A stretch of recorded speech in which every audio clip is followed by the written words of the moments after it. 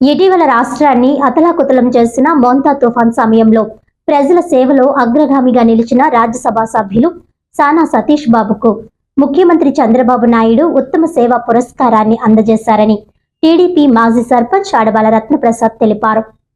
ఈ సందర్భంగా ఆయన మాట్లాడుతూ ముఖ్యమంత్రి చంద్రబాబు నాయుడు ఉప ముఖ్యమంత్రి పవన్ కళ్యాణ్ సూచనల మేరకు వర్షం కురుస్తున్నా నిద్రాహారాలు మాని ప్రజలను పునరావాస కేంద్రాలకు తరలించడంలో విశేష కృషి చేసిన సానా సతీష్ బాబు సేవలను రాష్ట్ర ప్రభుత్వం గుర్తించిందన్నారు. పునరావాస కేంద్రాల్లో బాధితులకు నాణ్యమైన ఆహారం, సురక్షిత త్రాగునీరు అందించడంలో ఆయన ప్రత్యేక శ్రద్ధ చూపారని, తుఫాన్ తరువాత నీట మునిగిన పంట పొలాలను స్వయంగా పరిశీలించి రైతులకు భరోసా ఇచ్చిన సతీష్ బాబు వేటకు వెళ్లలేక ఇబ్బందులు ఎదుర్కొన్న మత్స్యకార కుటుంబాలకు కూడా సహాయాన్ని అందించారని తెలిపారు. ప్రజల చేత నేరుగా ఎన్నిక కాకపోయినా బాధ్యతాయుత ప్రజా ప్రతినిధిగా సానా సతీష్ బాబు చూపిన నిబద్ధత అభినందనీయమని అన్నారు.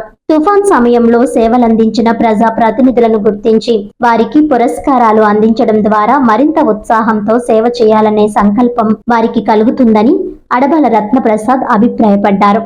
మందా తుఫాన్ తీవ్రతను గుర్తించి ముఖ్యమంత్రి చంద్రబాబు నాయుడు గారు, ఉప ముఖ్యమంత్రి పవన్ కళ్యాణ్ గారు ఇద్దరు కలిసి స్వయంగా పర్యవేక్షిస్తూ నిరంతరం అప్రమత్తంగా ఇటు ప్రజాప్రతినిధులందరూ కూడా అప్రమత్తం చేయడం జరిగింది. అందులో భాగంగా మన ప్రీతి నాయకులు రాజ్యసభ సభ్యులు శ్రీ సానా సతీష్ బాబు గారు జిల్లాకు వచ్చి ముంపు ప్రాంతాల్లో ఉన్న బాధితులందరూ కూడా స్వయంగా వారి ఇళ్లకు వెళ్ళి వాళ్ళందరూ కూడా ఒప్పించి పునరావాస కేంద్రాలకు తరలించడం జరిగింది.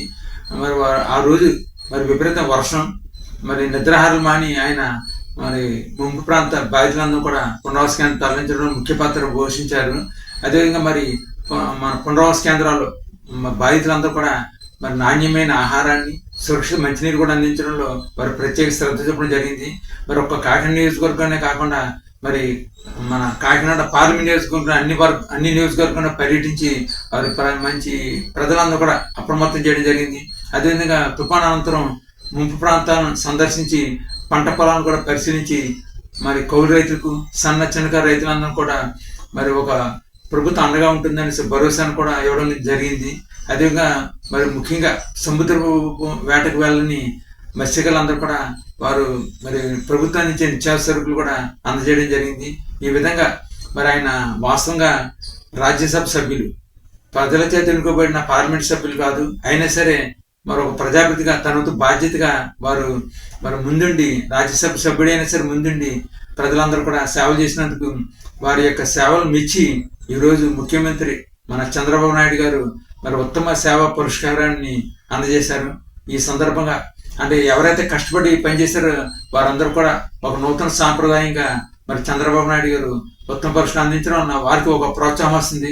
భవిష్యత్తులో ఎటువంటి పరిస్థితులు వచ్చినా సరే వారు ముందుకు వచ్చి ఇటువంటి సేవ చేసే అవకాశం ఉంటుంది. ఈ సందర్భంగా ఉత్తమ పురస్కారం అందుకున్న